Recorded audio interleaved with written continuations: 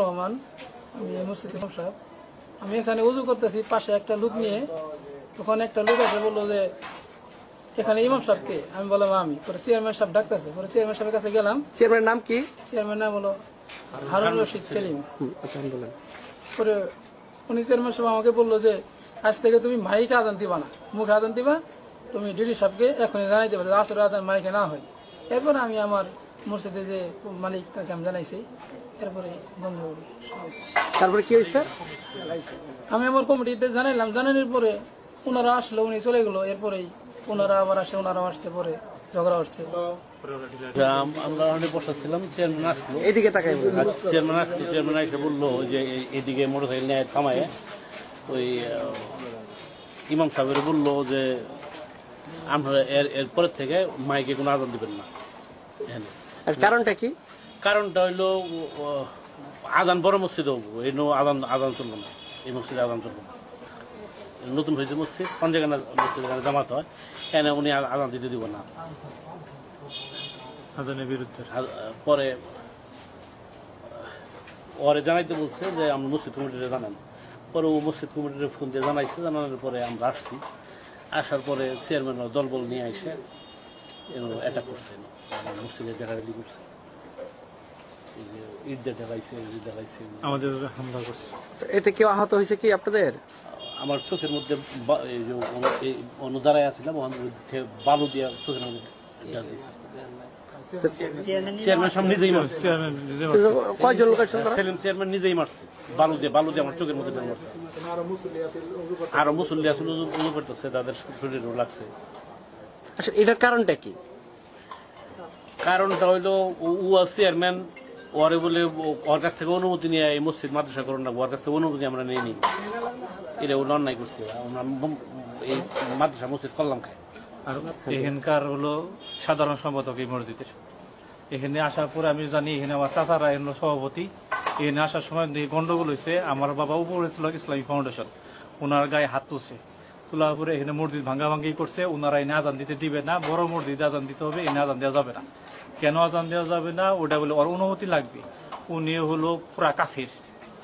আমি এই মসজিদে হইতেছে না কেন, পুরা কাফের গিয়ে করছে, এবং আমাদের লোকজনের না, আমার বাবার গায়ে হাত তুলছে উনি। এটা আমি কি বলবো, আর এটার সুষ্ঠু বিচার চাই আমি।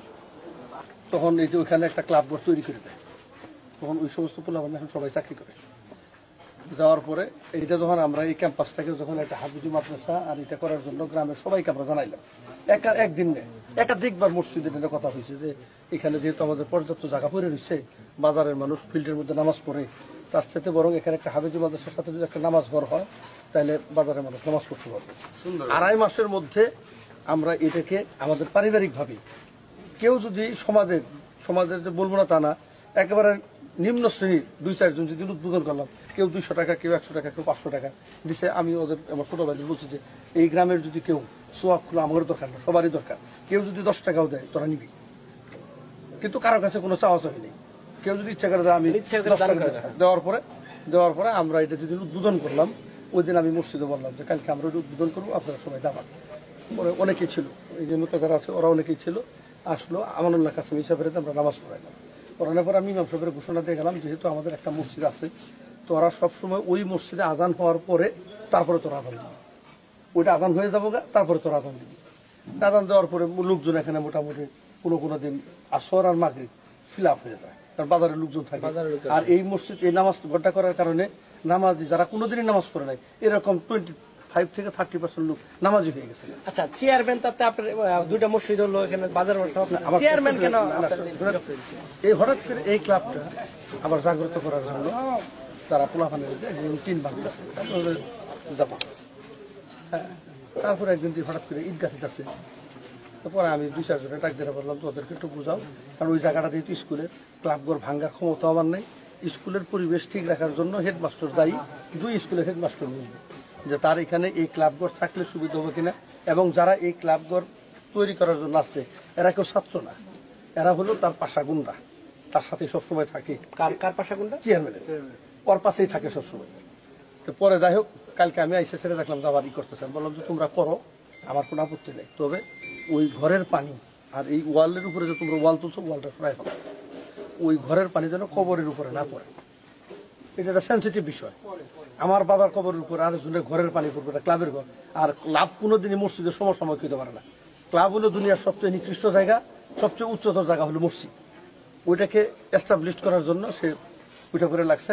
কালকে আমি বললাম যে তারা যে গাছিতে আছে সিমেন্ট কাটা করবে, পরে দেখ জানলাম যে আমাদের এই ব্লকের মেম্বার সাহেব সিমেন্ট দিছে। 31শে মার্চ ইউনিয়ন পরিষদের নির্বাচন সংগঠিত হয়েছে এবং আজকের যারা এই আমার বিবাদী আব্দুর রাজ্জাক বাবলু যে নির্বাচনে আমাকে মানে পরাজিত করার জন্য আজিজের সঙ্গে, আজিজ হলো তার আপন খালু, সে আমার গ্রামের ছেলে হয়েও সে আমার বিপক্ষে অবস্থান নিছিল আমাকে পরাজিত করার জন্য। তো পরাজিত করতে পারে নাই। আমি বিপুল ভোটের ব্যবধানে ইতলা ইউনিয়নের চেয়ারম্যান নির্বাচিত হয়েছি। এরপরে থেকেই এই আব্দুল আইজের এই দোসর আব্দুর রাজ্জাক বাবলু এবং তার ভাইরা বিভিন্নভাবে আমাকে হুমকি ধমকি এবং বিভিন্নভাবে আমাকে সমস্যায় ফেলার জন্য তারা আপ্রাণ চেষ্টা করে আসতেছে। আজকের এই যে ঘটনা, আজকের এই ঘটনার সম্বন্ধে শুধু ছোট্ট একটু মানে ধারণা আপনাদেরকে দিব। সেটি হলো যে 30 বছর আগের এই পাবই ঐতিহ্যবাহী একটা ক্লাব, যে ক্লাব তাদের গুরুস্থানের ওয়াল হওয়ার আগে এই ক্লাবের ঘর মানে সম্পন্ন হয়েছিল। সেই ঘর তারা আজকে গায়ের জোরে তারা মানে সন্ত্রাসীদেরকে নিয়ে তার ভাই সাইড এবং আব্দুর রাজ্জাক বাবলুর হুকুমে এই ক্লাব ঘরের টিন, ক্লাব ঘরের ওয়াল সব ভাঙিয়ে চলে ফেলছে। এই বিষয়টা ক্লাবের ছাত্র ঐক্য পরিষদের যখন এরা আমাকে অভিযোগ দিল যে আমাদের দীর্ঘদিনের ক্লাব তারা ভেঙে ফেলছে, আমি এই বিষয়টাই আমি আব্দুর রাজ্জাক বাবলুকে প্রতিবাদ করে বলছি যে এই ছাত্রদের ক্লাব, 30 বছর আগের ক্লাব, এটার সঙ্গে তোমার কি শত্রুতা? তুমি তো শত্রুতা আমার সঙ্গে করে আসতেছো।